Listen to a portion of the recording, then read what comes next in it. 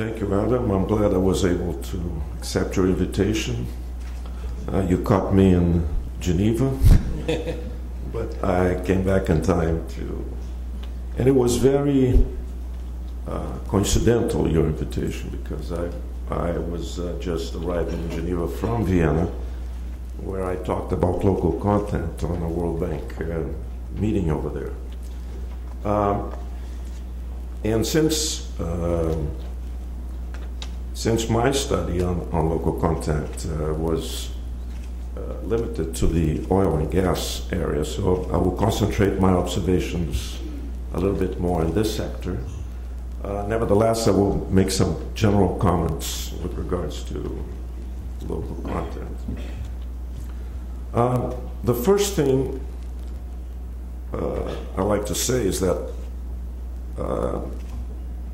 in the word and in the substance of the word local content, I have nothing to disagree with the book. It's absolutely on the spot with regards to violations of WTO.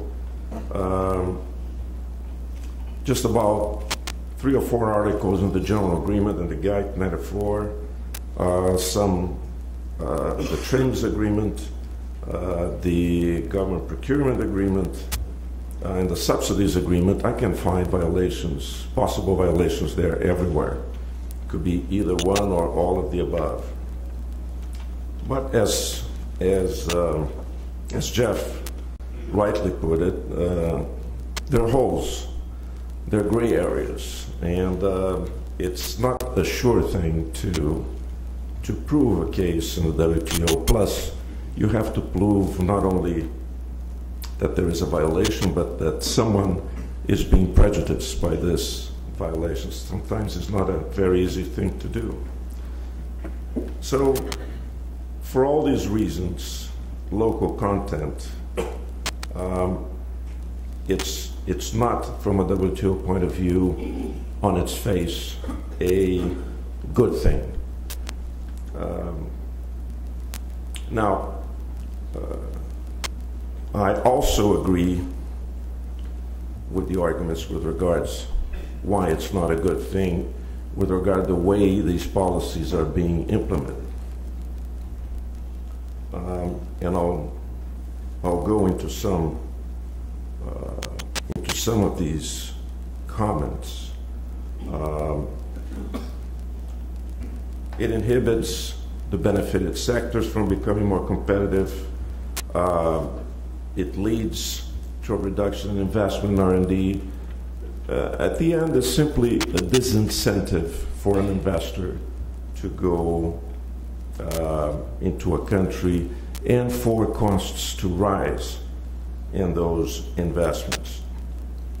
So it's, from an economic point of view, at least on the negative comment side, it's not a good thing.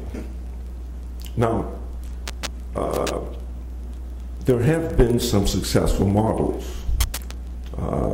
and one in the oil and gas business that is referenced to very frequently is the Norwegian model, in which some successes, or many successes, were achieved. I'm not going to go into the details of it, but what's important there is that to realize is that Norway, in terms of competitiveness and technology in that sector, was not that far away from other more competitive competitors. So some people come to the conclusion to say that, well, if the model is implemented, and if there isn't, is implemented in a country where there isn't much of a difference, or the difference between the level of competitiveness is not that significant or that big, then the model has a better chance to work. It seems obvious, right?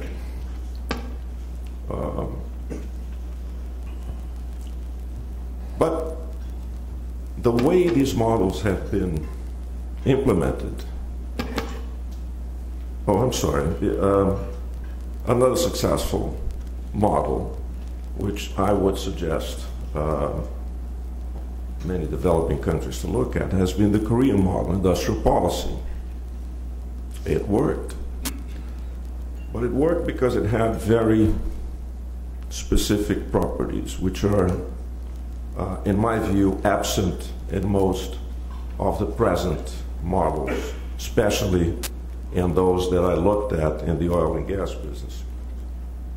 And one of them is the lack of incentives and the lack of a firm commitment by local industry to become competitive. For those of you familiar with safeguards rules from the WTO, I'm sure Gary is, and Jeff too. It's very common for government authorities to request an industry that wants protection to present a plan to become more competitive. And in many countries, I would include Brazil there, if you don't have such a plan, you're not going to get protection. So you have in that system embedded in it an incentive and a penalty, which makes the company make use of that. Not always the safeguard is successful at that point. And if it's not, the industry that wants protection loses it. This is the sort of system that existed in the Norwegian model, that was also in the Korean model, and it is absent in most of the models, including the Brazilian model. The other problem is open-ended protection. There's no sunset clause. It can go forever. There's no identification for any party interested as to when this will end or under what circumstances it will end.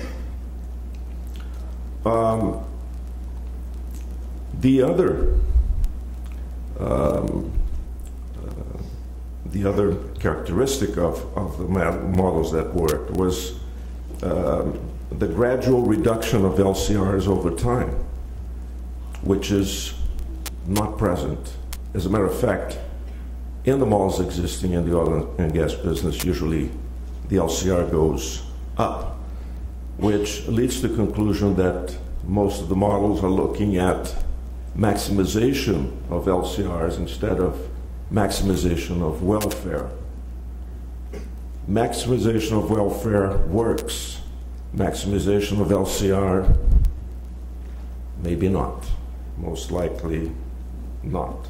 Because at some point, you're going to have costs so high that it will be economically, from an economic point of view, unjustifiable as an investment.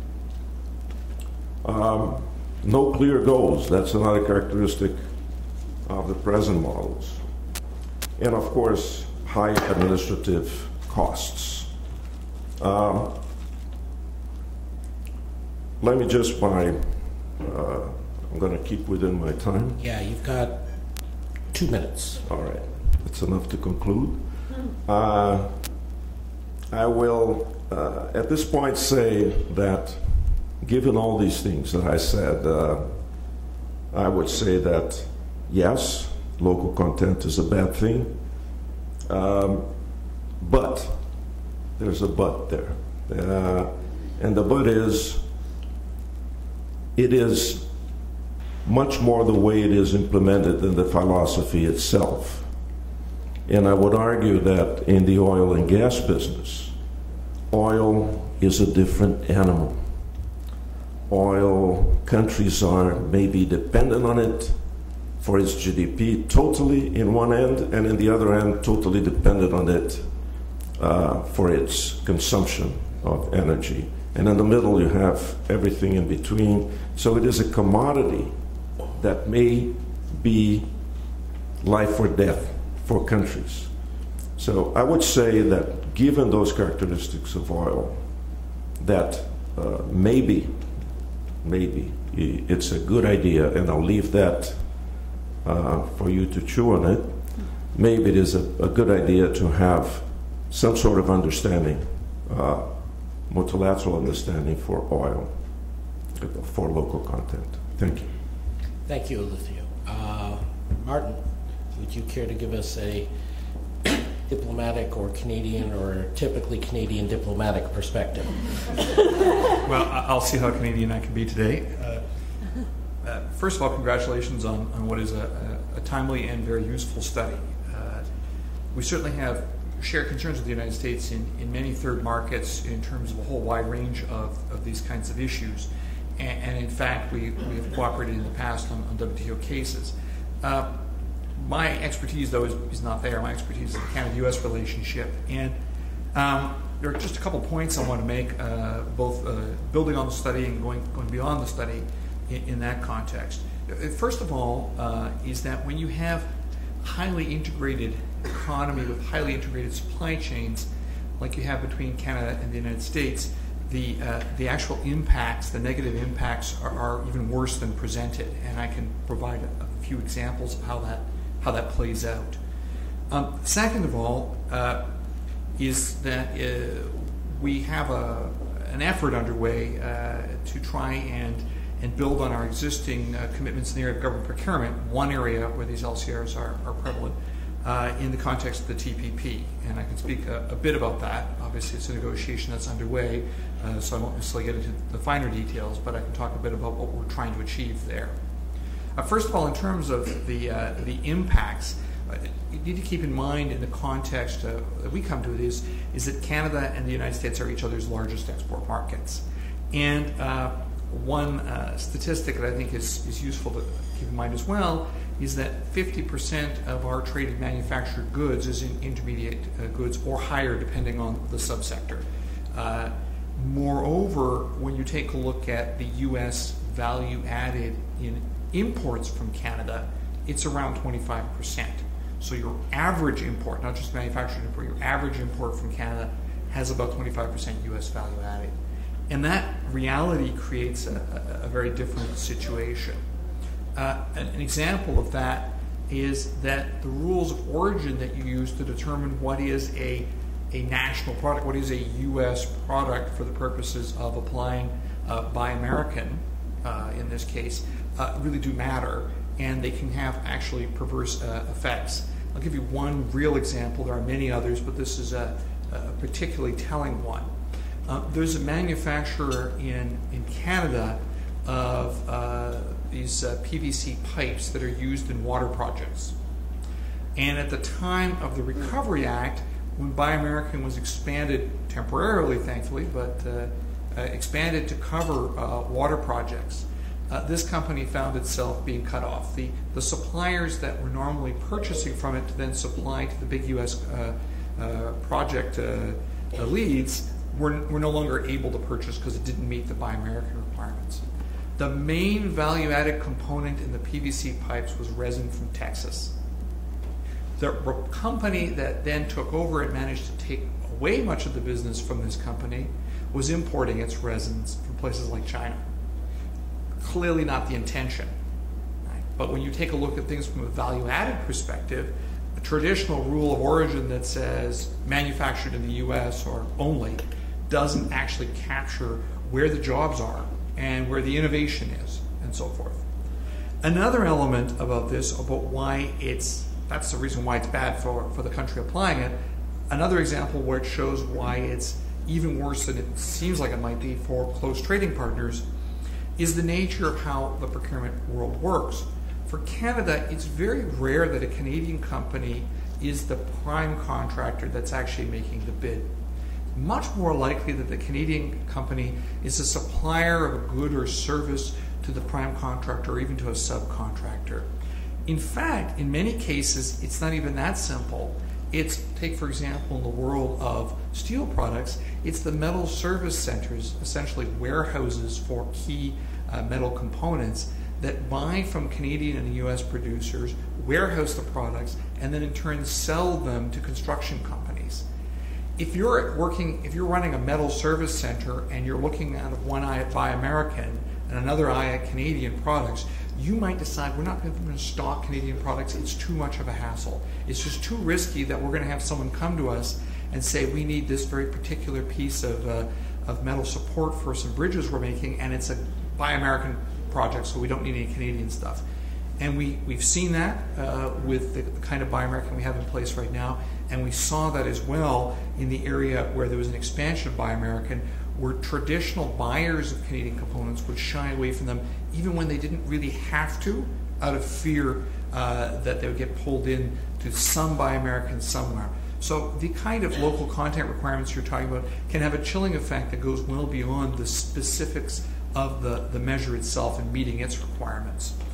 So those are two elements that have a lot to do with the nature of our relationship, that they're accentuated. Another aspect that we found that was also problematic over the years has been the reality that these local content requirements will sometimes lead to situations where you need to purchase something that's simply not available in the United States, or where the U.S. cost is so high that various processes for waivers could be used. The problem with the waivers process we found is that in many cases those organizations that have to apply from the waivers aren't aware of how to proceed with the waivers, and in turn it ends up with greatly slowing down projects as they fight through waivers. So even when you have an LCR regime that's designed in a way to reflect certain realities, such as a product not being available and so forth, it can still have a very negative impact. Now, in terms of the path forward for Canada, thankfully the particular expansion of the Recovery Act, particularly acutely felt in the water sector but elsewhere, is past us. But what we do see, and what this really proved to us, is that existing government procurement measures in the United States that are not covered by NAFTA and the WTO, and there are quite a few that are not covered, are problematic. The pressure to put in new ones is very real, and this is occurring not only at the federal level but also at the sub-federal level. Dozens of new proposals over the last year and a half or so that we've been tracking it more carefully have appeared in various state legislatures to tighten up buy local programs, and at least a couple have already passed as a result of a concerted campaign. So in this kind of environment, we're taking a look at the TPP and we're saying, well, if we want to make this really an ambitious 21st century agreement, for the Canada-US perspective, let's make sure we have robust government procurement commitments that go beyond what we've already done. And more broadly, as we look at the big infrastructure markets in the TPP, let's be careful. Even markets that are currently open right now may become closed. We need to also have a robust chapter for our shared interest. And so that's the kind of effort we're pursuing. And in Canada, we're looking at, the reality is, because of these expansion of Buy American at the subnational level and at the national level, the pressures that are there, we're getting pressures in Canada at all levels of government as well to retaliate. And we don't want that kind of situation. We want to keep our procurement markets as open as possible. We feel both for the investment decisions and for maintaining the kind of supply chains we have, having as expansive commitments as we can in the area of government procurement makes the most sense. And that's where we're at. Thank you. That's great. Thank you very much, Martin. And it's really great to be taken through some more specific cases when you have integrated economies like Canada and the U.S. It's really important to have that perspective. Speaking of integration, we'd now like to get an industrial perspective, a commercial perspective. David? Thanks, Adam. Thank you very much. It's really a privilege to be here with all of you today to talk about this important issue. And given that Martin's done such a great job of focusing on the U.S. market, I'll focus on the perspective of a global company looking from the U.S. abroad, and particularly on the apparent conundrum of an industry view which really emphasizes going local as an objective versus local content requirements, which is the theme here. So GE, as you probably know, is a large, very diversified company, technology and infrastructure company operating in very different sectors of the economy: power generation, oil and gas, also transportation, aviation, appliances, financial services. Our global sales revenue amounted to $148 billion last year. And during the last decade or so, GE has increased its presence in what we call growth markets by 300%. We've tripled our presence in growth markets, and we define growth regions as everybody outside.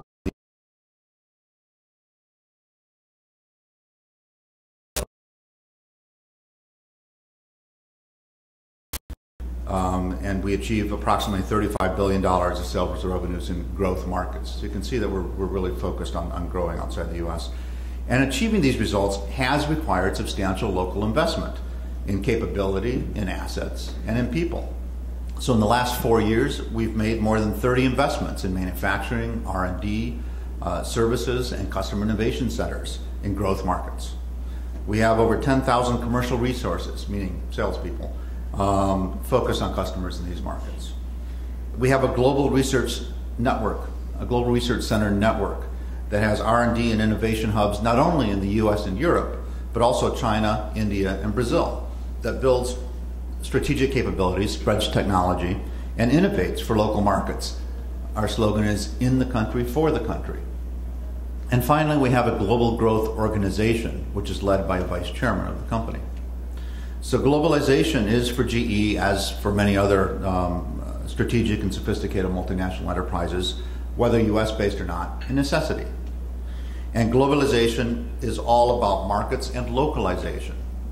It's not just about growing our export sales from plants in the US, which of course we like to do, but also localization is an important business imperative to increase our sales revenues, profitability, and shareholder value, and promote local economic growth, innovation, and employment. So localization is a good thing, not only for local economies, but also for companies. You might ask, if localization is a good thing, then why are local content requirements, as described in this new book, a global problem? And in fact, I think that's a very apt description of the issue, with the key problematic word being requirements. There's a big difference between obligatory localization versus creating an economic and legal environment that attracts voluntary localization. GE wants to localize where it adds value to the local economy. Localization requirements force multinational enterprises to engage in local economic activity even where it takes value out of the economy. That's the difference between good economic policy and bad economic policy. The key contribution of this study is to highlight the economic costs to the countries imposing the LCRs. Every government wants to create jobs, increase exports, move up the value chain. Your book demonstrates in 6 case studies, that LCRs are suboptimal for a number of reasons, including higher costs, reduced innovation, violation of global trade commitments, and in some cases, increased opportunities for corruption, among other problems. You also identify a set of better alternatives that governments can use to promote inward investment. Chapter 2, outlining those measures, should be required reading for government, trade and economic officials. And it brings me back to the positive story of globalization for multinational firms like GE. We do want to localize in markets where we want to grow. We want to be closer to our customers, to better understand their needs and respond more quickly to them. We know we can only be truly successful if we put our customers first and create and bring products to the marketplace that our customers want or need. That may seem obvious to you, but that was much less the case in the past. In the past, GE would often design a product for the US or European market and try to push it for sales overseas with less regard for the overseas customers' requirements and with less customization. Being local is critical for a company to have customer centricity and intimacy and really understand our local customers and local market conditions. We also want to shorten supply chains and benefit from low-cost suppliers. To increase commercial success in key growth markets, we're looking for means to simplify supply chains, reduce the time, complexity, and cost of getting a product from our manufacturing facilities to our customers. Shorter supply chains means more agility, more robustness against disruption, lower exchange rate risk, and in the long run, lower costs. Sometimes that means investing locally. Sometimes it means making purchases from a local company to make them part of our global supply chain. But the most economically efficient solution is likely to result if companies are permitted to make those choices for themselves, rather than required to comply with investments mandated by government officials. So what factors do companies like GE analyze to determine how and why to localize in a particular country and not in another? The short answer involves conditions and policy measures that are based on sound economics, which promote and enhance sustainable improvement and competitiveness. And here I would define competitiveness in a literal way as the ability of a firm, the localized firm, and the local suppliers to the localized firm to generate sales revenue with levels of cost and quality that are equal to or better than those of its peers, and on that basis win customers in a given product and geographic market. This criterion of competitiveness is an important one, obviously for the investing multinational, but also for local suppliers and the local economy, because economic growth is only sustainable when local firms find a competitive niche in global supply chains, not by creating short, immediate employment boosts in any type of local production without considerations to global competitiveness. The Peterson study effectively highlights the contrast between policies that promote competitiveness versus local content requirements that constrain competition. Finally, I want to welcome the contributions this book makes to the trade policy debate around LCRs, and many of you in this room are involved in those debates here in Washington. USTR prefers to call them localization barriers to trade, highlighting that this form of protectionism often violates multilateral trade commitments. Negotiating new disciplines on LVTs and enforcing existing disciplines should be a priority of global trade policy. And this priority should be embodied in all the trade agreements currently under negotiation, including the TPP, Transatlantic Trade and Investment Partnership, and the Trade and Services Agreement. Thank you for the excellent study. Thank you, David. I'd like to ask Gary and Jeff to join us on stage. Just to pick up one thing that obviously ran across the three presenters, particularly Lucio and David, is that a key issue here in linking the short run to the long run is what this does to foreign direct investment in terms of deterring and distorting foreign direct investment. And as many of you were at our release of dual studies on foreign direct investment a couple of weeks ago, and much more importantly know the reality that that is the primary mode of technology transfer and in many ways development in many countries. So the self-defeating nature of running against this is much more obvious than one might think. Gary, Jeff, do you have anything particular to say to your discussants who were admirably gentle towards you? If not, we can open it up for questions. Anything particular? Go to the questions. Go to the questions. Great. We have a microphone in front and we have a microphone in back. Please let me know if you'd like to make a question or comment. Only requirement is you identify yourself. Is the gentleman standing there with the coffee just enjoying coffee, or does he want to make a comment? The first one, enjoying the coffee. I'm glad somebody is. Oh my God, we are in such agreement. I've obviously programmed it wrong. Oh, please, go to the microphone. Yes, Ernesto Stein from the Inter-American Development Bank. So when the first discussant was talking about Norway, he mentioned a couple of criteria under which perhaps local content requirements may make sense. Like one is if you are technologically close enough to to being competitive, that maybe the local content requirement or public procurement can put you over the hip and bring you among the set of competitive countries. And another one was the fact that one would imagine that these should have like a sunset clause or be temporary, etc. So my question is, if you think of a sector, of a country that in a particular sector where you think there are dynamic comparative advantages, but for some particular reason, as coordination problems or scale problems, you're not able to make the jump by yourself, whether like assuming that these advantages are real, that once you make that jump, maybe things will be sustainable, and assuming that the policies are in fact temporary and that you have a sunset clause, whether this is an appropriate policy to think about, like that might help you get from the bad equilibrium in which production doesn't take place to a good equilibrium in which there is investment of different actors, so that this sector may become a viable sector. So that's one question. No, you get one since that one was so long. Thank you. And can I leap in before Aloysius gives a very refined and diplomatic answer? You know, Al Capone was not a Norwegian. And by that I mean Norway comes amongst the top 3 countries on the Transparency International honesty list. And I want to emphasize something that Al talked about but didn't emphasize. These local content requirements, especially in this industry, are breeding grounds for corruption. Read our case study on Nigeria. That's what it's all about. So if you think the government is so smart to choose an area of dynamic comparative advantage, and if it can't do any of the other things that Jeff talked about, at the very least, it should implement its local content requirement as a price preference, let's say 10%, 25%, but not one of these other opaque licensing or volume or whatever. I mean, that's just going to go the way you know it's going to go. Now, Alicia, a more refined answer.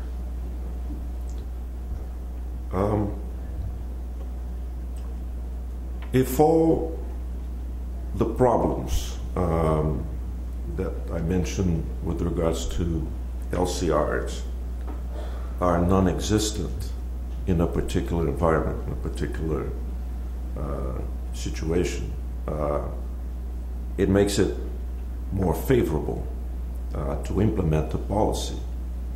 Now, the biggest problems, again, in the oil and gas sector, which is the one I studied, I'm ignorant about the others, is that you need to have a perfect plan for implementation. And that includes, and among the conditions I would include what Gary just said, which is transparency, which is of course a very low level of corruption, because otherwise the program was not going to work, no matter how good the conditions are. So yes, my answer is yes, if all the positive conditions are there, and you can reach. And there are models you can look at that did that. One is the Korean that I cited, the industrial policy, the other being the Norwegian model. Jeff wants to come in, but I also might ask Marcus Nolan to say something, since he wrote the definitive work on industrial policy in Asia. But Jeff?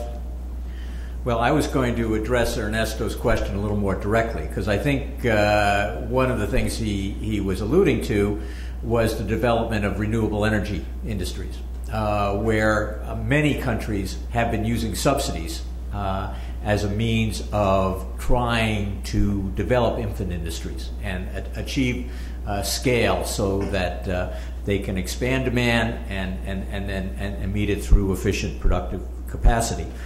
The problem in many of those cases, though, and as we said, using the subsidies and tariffs as a temporary measure is a second best, but still better than the opaque quantitative measures that are often associated with other local content requirements, is that many of these countries have protected on the import side while they're subsidizing domestic production. And through using opaque LCRs. And that's why we've had this sort of subsidy war around the world in many different types of renewable energy industries, leading to really bad mix of production or overcapacity in certain areas. The key here would be make sure that you limit the quantitative restrictions if you're going to give the subsidies. And then on the international side, it'd be useful to provide some guidelines or disciplines on what are appropriate subsidies, time-limited subsidies, that serve some common appropriate and constructive objectives. The WTO had that in its first 5 years, when there were a segment of green box subsidies that were appropriate and not actionable because they served environmental objectives. But that safe harbor was eliminated after the first 5 years of the WTO. Thank you. Marcus, do you want to say anything about Korea? Or? Well, very quickly. As far as I know, LCRs were not an important aspect of Korean industrial policy. Korean industrial policy used a variety of techniques, most principally capital channeling, to support activities in certain sectors. It was generally leaning with the wind. It was supporting sectors where they already had emerging comparative advantage. And I think the most positive assessments of that history would suggest that those measures maybe have added a couple tenths of a point a year to the growth rate at a time when Korea was growing about 8 to 10% a year. So certainly not the predominant explanation for Korean growth success, though if you add a tenth of a point or two to the growth rate for 10 or 20 years, you know, it eventually accumulates to something. One of the things that really set Korea apart was the use of export performance as a standard for evaluating performance. Some of the specific export targeting they did is no longer legal. But what really set them apart was they would actually terminate support to laggards. It's the only country I know that actually, you know, if firms weren't performing, just cut them off. When they really intensified the industrial policy effort in the late 70s and the 80s with the so-called heavy and chemical industry program, it really deteriorated and really got them into macroeconomic and balance of payments problems.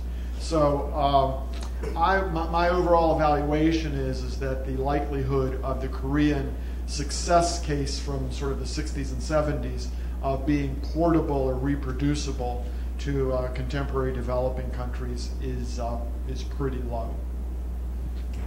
Yeah, Lucio, and then we'll move on to the next question. Yeah, if I just may compliment. Agreed.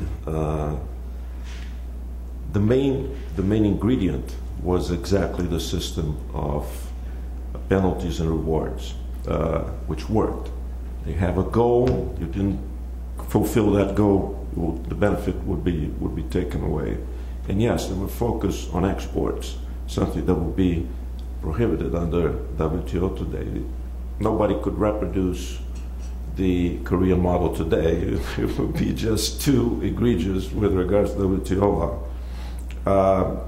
But it had its ingredient of local content to some extent. I'm not saying that it was prevalent, but it had its ingredient of local content, together with all these other ingredients that make an LCR system work well, which is not present in most of the models I looked at. Okay, thank you. Please. Scott Miller of CSIS. Thank you for the excellent study. It's very timely and useful to the current debate.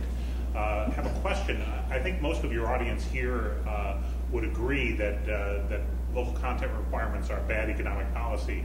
The question is how bad, and was curious to note whether you've been able to do anything quantitatively about one of the things that strikes me is if there's going to be political pushback against the ice cream sales. I mean, what we have now is something that's very politically popular. It's just like everybody wants free ice cream, everybody wants local jobs, and local content requirement has a ring of happy political talk, and underneath it all, you waste a lot of taxpayer dollars.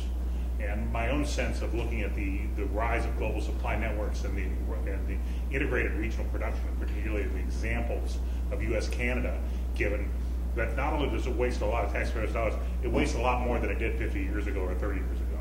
And so I'm curious to know, understanding the complexity of what you've looked at so far, were you able to identify any key measures of just how wasteful these programs really are?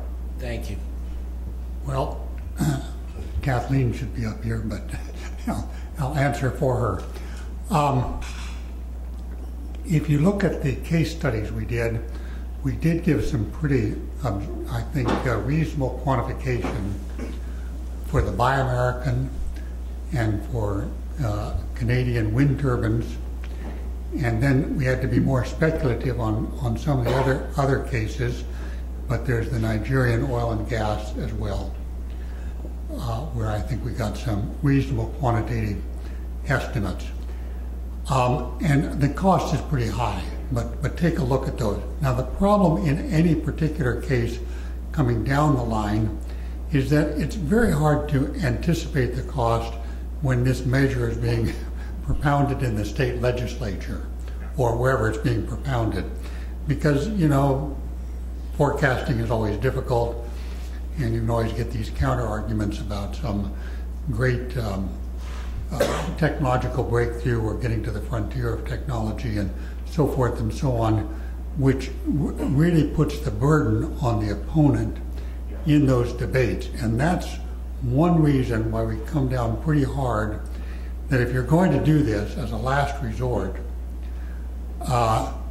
you know, you've given up on good economic policy, at least make it a price preference, because that's pretty transparent. If you give a 15, 25% price preference, you know that it's costing you 25% more. But when you go to these other kind of volume determined, and that's even not as bad as some of the others, licensing and so forth, then it's very difficult to anticipate what the cost will be. Thank you. We are, as always with Peterson Institute Studies, very happy to follow up, encourage you to follow up directly with the authors. In this case, Kathleen can go into more detail about some of the calculations. But as Gary said, it's a combination of, you're always trying to balance what economists call general equilibrium and partial equilibrium, which is focusing on the direct impact versus how it translates out over the long term as the economy adapts. I think the authors did a reasonable job of balancing that as well as anybody could in this study, and in particular by making modest estimates, as was mentioned in the presentation, of the upfront costs. But unfortunately, this isn't going to be one of those where we can stand up in the Congress in real time, as Gary has done in the past. You know, we could say this particular tariff is going to mean you're paying $800,000 a year to preserve 10 steel jobs. It's a little harder to do that in this case, although I understand, of course, why you would want that. Gentleman at the back, Mike. Hi, I'm Mark Levinson with the Congressional Research Service. A lot of these local content requirements initially come at the behest of some domestic companies, perhaps not multinational companies, that obviously want this protection. Does your work look at all at how these content requirements evolve as the corporate strategies of these domestic companies change? In particular, it would seem to me that the local content requirements could be quite a hindrance as these companies themselves decide that they want to expand into international markets and are stuck with domestic suppliers to do so. Thank you. And maybe, I don't know if David also wants to comment on that. Maybe David wants to comment. Please. You want to start, Dave, on the corporate side?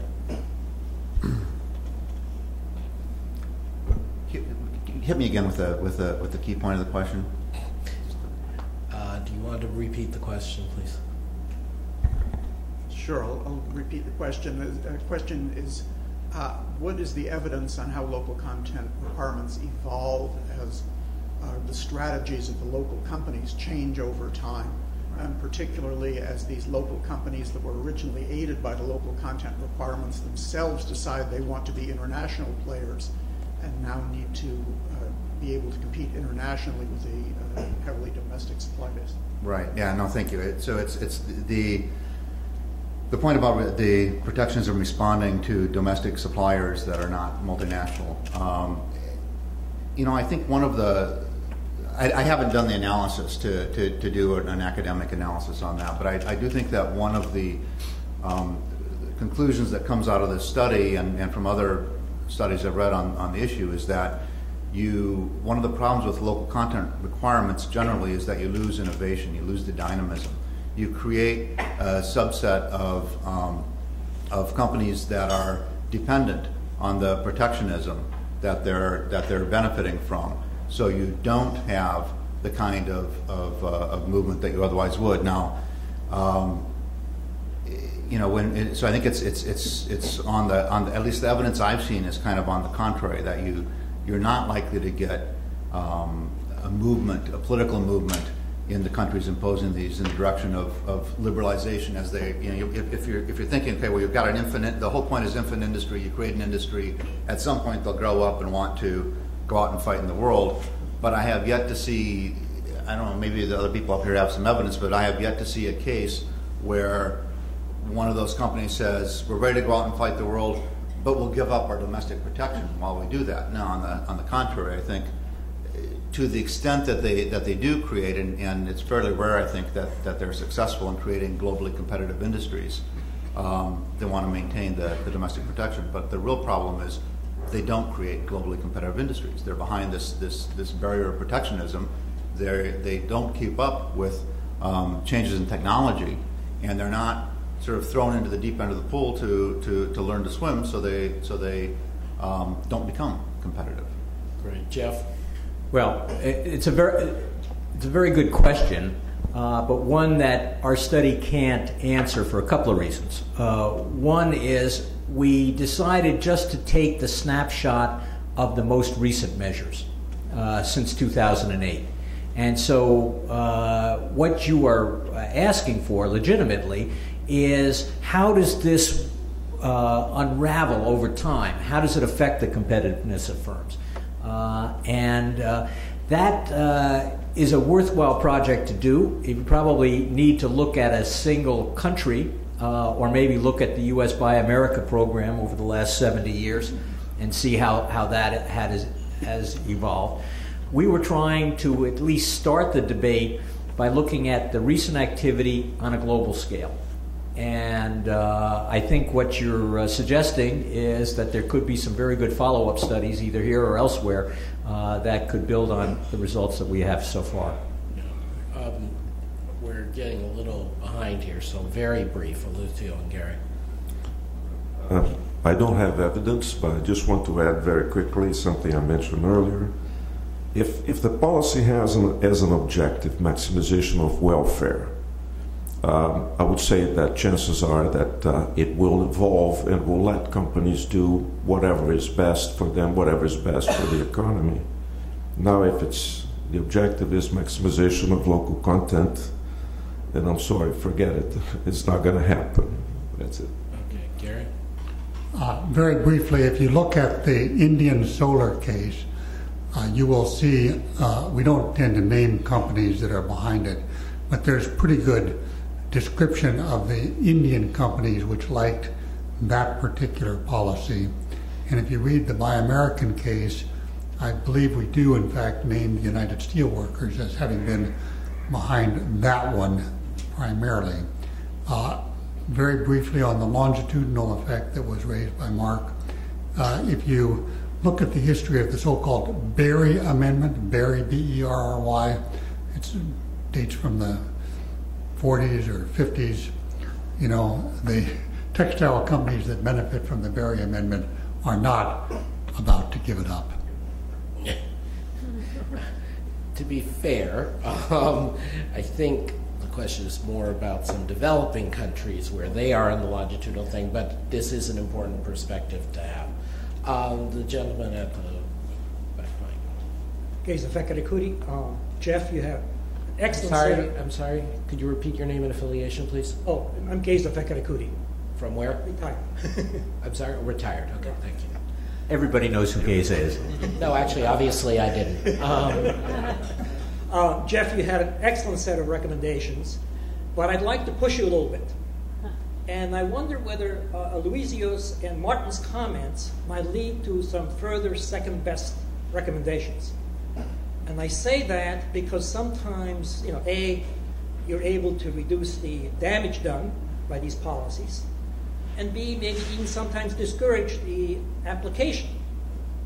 And I can think of a couple of rules that might come out of their comments, but I just wondered whether you thought about it. It'd be great to hear it, given your 40-year or more experience in writing international trade rules.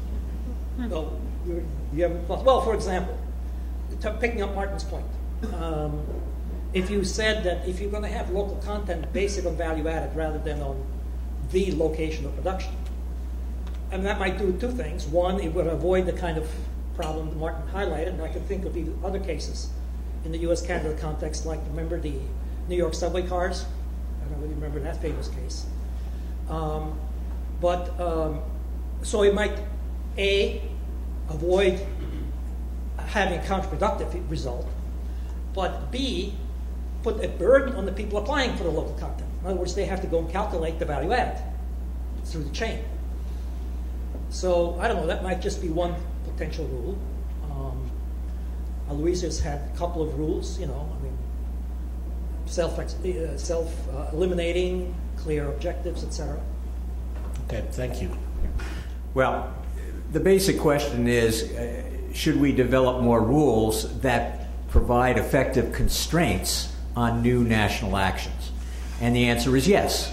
And there are a number of areas where that can be done, but it means negotiating internationally accepted new rules and disciplines. And that can involve both subsidies, it can involve how you calculate local content. It can be as simple and seemingly innocuous as establishing new monitoring mechanisms and asking the WTO to do annual reports that update basically our study and put the spotlight of publicity on countries that are beginning to use these types of measures more frequently. I think that's something that's probably the most easily acceptable in this stage of international trade negotiations, because it can probably be done administratively in the WTO. Developing the new subsidy rules, the new changes in the calculation of content, that's going to require some international compact. It would need to be rolled into agreements, and I think maybe we should put together a little policy brief that says how we can remedy this going forward in the next round of WTO negotiations. Or even better, in the negotiations that actually exist, like TPP and TTIP. Well, thank you very much for that. Or recommendations you put forward to Congress. Yeah, well, yeah, Congress is very busy listening to recommendations at the moment. I mean no disrespect. You're absolutely right that we would ultimately have to go there, but it's hard. So for a last question, give the mic over here. Thanks. Steve Stewart with IBM. This is great research. I'm glad you guys have done this. I'm speaking from the perspective of representative of a large global US-based company that tries to take research that comes out of Peterson and apply it here and around the world, convincing governments to do what I think my company thinks is the right thing, which is more free trade, more openness. We face a lot of resistance to that. And as good as the numbers may be, or the case studies and the arguments that you make in the book, as convincing as many of us in this room may think these are, the buy-in in other governments is not always what we hope for. Slow to take it up. They look at short-term gains or even political gains getting through the next election, at least in democratic countries, as being more powerful. And they either don't believe the research or it's tainted because it's coming from, an inside development think tank supported by companies such as mine. What's missing? How do we do a better job from an advocacy standpoint? And maybe you guys aren't the right ones to answer, but I'd be interested in the perspectives from across the entire panel. How can we take research like this and make it more convincing? Is it getting similar groups in other countries doing similar research, talking from their own local economic perspective? Are we missing something in how we apply it? But just any thoughts about how to take this to an advocacy position, though, as Adam said, that's not your job. How to do a better job of providing the intellectual stimulus. No, I appreciate that, Steve. I would be interested, particularly from some of our outside speakers, on their thoughts, because frankly, Jeff and Gary and I and others here brainstorm about this a lot. So if I could get comments from the three outside discussants, suggestions are very helpful and welcomed. I think it's a great point, a great question, and an issue that we should all find every opportunity that we can. My take on it is that it's a current debate, obviously. This is one of the hot debates going on in global trade policy right now, so it's very timely from that sense. Simply putting it out there, putting the facts out there into that debate is going to help. I think trying to get some of these specific ideas into the trade negotiations that are going on right now, and that takes companies and think tanks and others advocating with the government officials responsible for that. So I think that's something we can all be engaged in as part of the process.